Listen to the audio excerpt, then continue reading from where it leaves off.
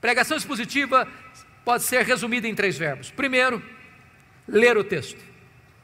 Ler. Você já viu um pregador subir ao púlpito e ele atropela o texto que vai pregar? Ele lê o texto atabalhoadamente. Quando você vê tal coisa, o que é que você pensa? Ele não se preparou. Ele não conhece nem o texto. Ele não gastou tempo. Talvez ele está dizendo o seguinte: o que importa aqui não é o texto que eu estou lendo, é o que eu vou falar depois. Deixa eu dizer uma coisa para você. A parte mais importante de um sermão é o texto. Porque só vai ser sermão se ele expor o texto que ele leu. Então é uma recomendação: leia o texto 1 vez, 5 vezes, 10 vezes, 20 vezes, leia, deixe que esse texto entre em você, se possível decore o texto, leia com entusiasmo, leia com vibração, porque quando a pessoa vê você ler o texto e diz: esse homem tem alguma coisa para nos dizer. Segunda coisa, segundo verbo, explicar o texto. Calvino dizia que pregação é explicação da Escritura. A não ser que você explique o texto, você não pregou. Você conhece aquele tipo de pregador que lê o texto, vai embora do texto e nunca mais volta para o texto? Ele viaja, faz viagens internacionais e espaciais. E você pergunta: meu Deus, mas por que ele leu esse texto?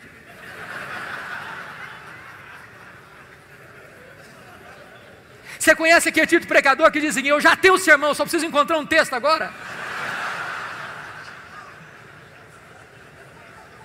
O sermão emana do texto.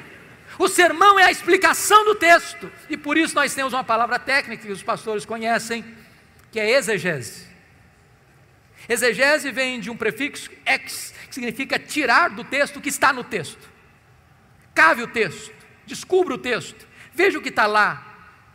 E às vezes nós não encontramos essas pepitas de ouro na superfície, é preciso cavar. Esse é o papel do pregador: ir para o texto, perguntar ao texto, mergulhar no texto, descobrir as riquezas do texto, trazer isso à tona. Sabe, irmãos, quando uma igreja se acostuma com pregação expositiva, ela não quer mastigar palha mais. Depois que ela descobre a riqueza da Escritura, ela não tolera mais escutar sermão que não seja focado na Escritura, que exponha a Escritura. O contrário de exegese é exegese. Exegese tem o prefixo eis, significa colocar lá, o que não está lá. Tem muito pregador que vai para o púlpito com as suas ideias, e ele tenta impor ao texto o que ele pensa, o que ele acha. Ele já tem uma ideia preconcebida, mas isso não é pregação. Pregação é quando você vai para a Escritura e deixa que a Escritura fale, você é apenas o canal, você é apenas um instrumento. O terceiro verbo, importante pregação expositiva: primeiro é ler o texto, segundo é explicar o texto, terceiro é aplicar o texto.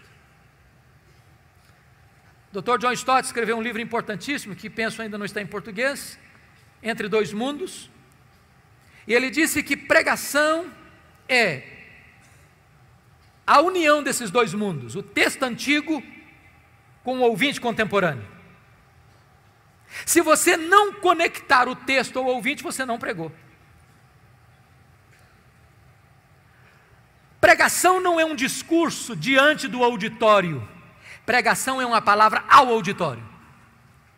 A pessoa precisa entender: é com você que eu estou falando. É como aquele pregador que foi pregar em João 10 e falou sobre a ovelha, falou sobre o pastor, falou sobre os lobos, falou sobre os campos, falou sobre os prados, falou sobre as águas, falou sobre a grama verde, falou sobre a lã da ovelha, falou e terminou o seu sermão depois de 1 hora, há 2000 anos, lá nas pastagens da Palestina. E o auditório perguntou: e daí? E daí? Isso tem a ver comigo? Pregação precisa ter aplicação.